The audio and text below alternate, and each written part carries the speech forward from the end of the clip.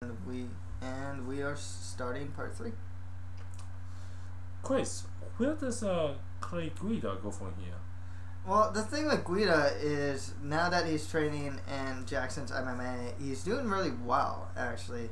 He did lose to Kenny Florian, who's pretty much like in the top 3 to top 5 lightweights. So that's not a big mark against him.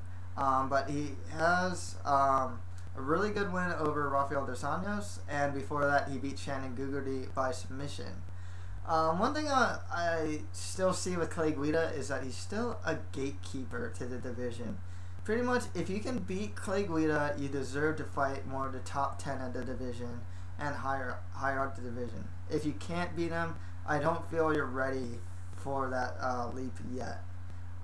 There's a lot of interesting fights for him though, because the thing is, he fought Kenny Florian not too long ago, and after that he beat Gugarty. So he's going from like the highest guys to some of the lower tier guys of the division, and there's still interesting fights. So let's just say Matt Wyman beats Mac Danzig. Matt Wyman versus Clay Guida would be a good fight. Sam Stout, I believe, is fighting Paul Taylor.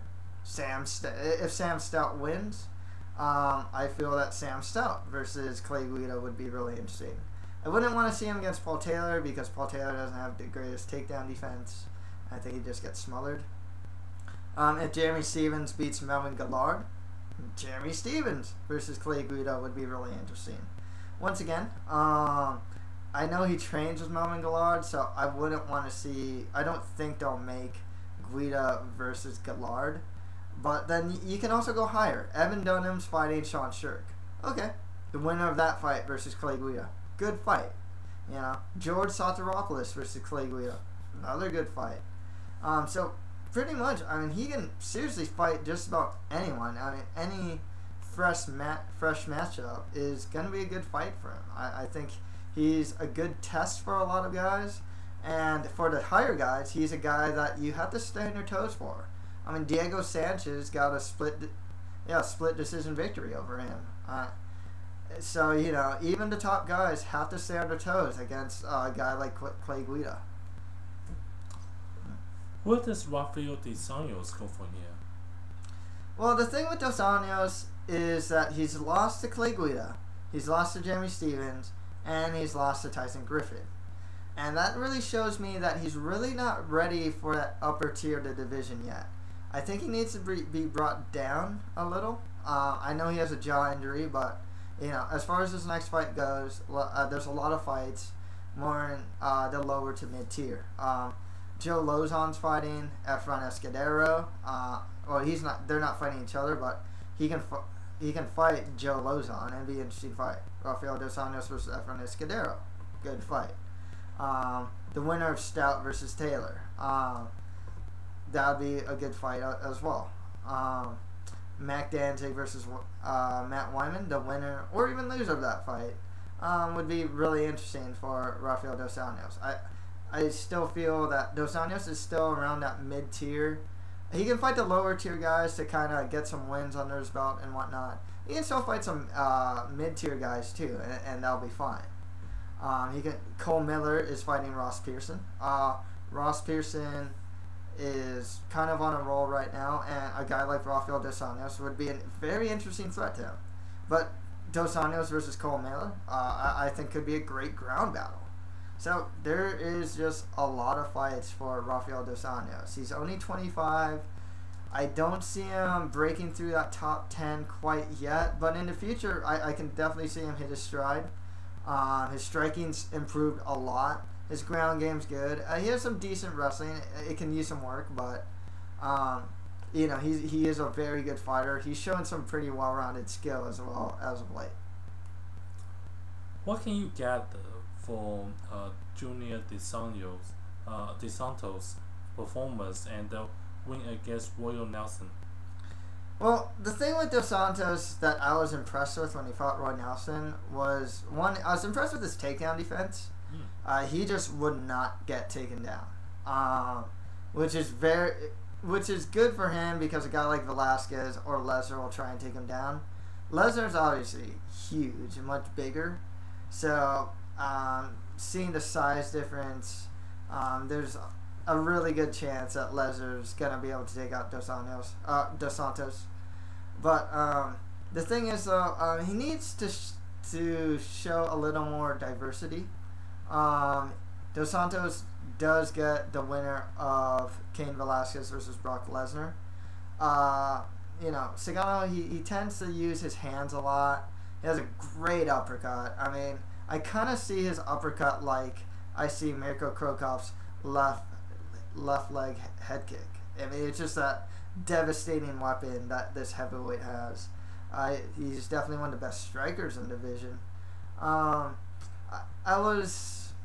I'm kind of concerned, kind of not concerned about his cardio. Obviously, he went 3 rounds. He looked good. But I think if he's going to go 5 rounds, he's really got to prepare for that. He couldn't put away Nelson, and that's a testament to Nelson's chin.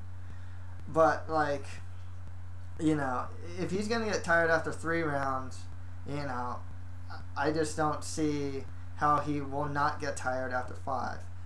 The other thing about Dos Santos is that he puts his hands really low, so he is susceptible to getting hit in the face. I mean, he did get hit by Nelson.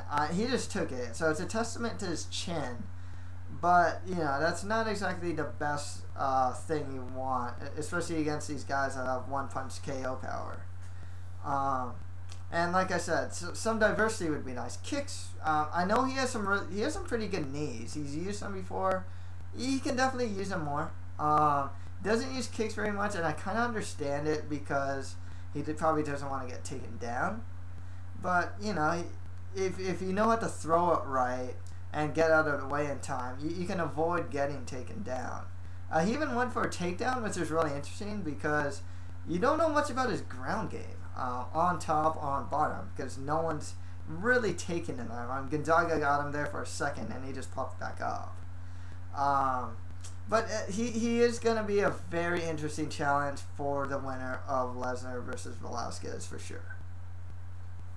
Okay. Where does Royal Nelson go from here? Well, the thing with Big Country Roy Nelson is that I kind of see him as a gatekeeper right now. That's not to say that he can't beat the top guys, but there's something in his performance that really showed me that he doesn't have the skill to beat those like the Cain Velasquez's, the Shane Carlins, or the Lesnars. I could be wrong, obviously, but he did knock out Brendan Schaub, great fighter, and then he also knocked out Stefan Struve.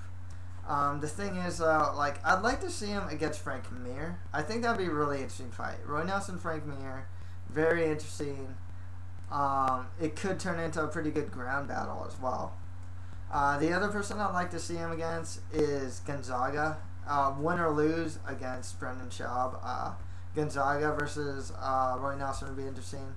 And then I believe it's Travis Brown, if I'm not mistaken, is fighting Cheick Kongo. I'd like to see Cheick Kongo versus Roy Nelson. I think Nelson would just take him to the ground, though. And usually that's Kongo's weakness. Or even if Travis beats Cheick Kongo, I'd like to see him against Roy Nelson. That would be a pretty interesting fight as well. I do see him as a gatekeeper, so you can even give him the winner of Todd Duffy versus John Madsen. Wouldn't be a bad fight. I still think it's kind of high up for either of us two, but it would be an interesting fight, to say the least. So, that's it for MMA for you. Please visit our sponsor, GoBusiness123, at www.gobusiness123.com. We will have future installments of MMA for you. I'll talk about UFC, Strikeforce, Bellator, any MMA news that's out there. I will even go to Japan with Sengoku or Dream. The smaller shows like MFC, XFC, King the Cage even, if I can get around to it. So yeah, hope to see you soon. Thanks.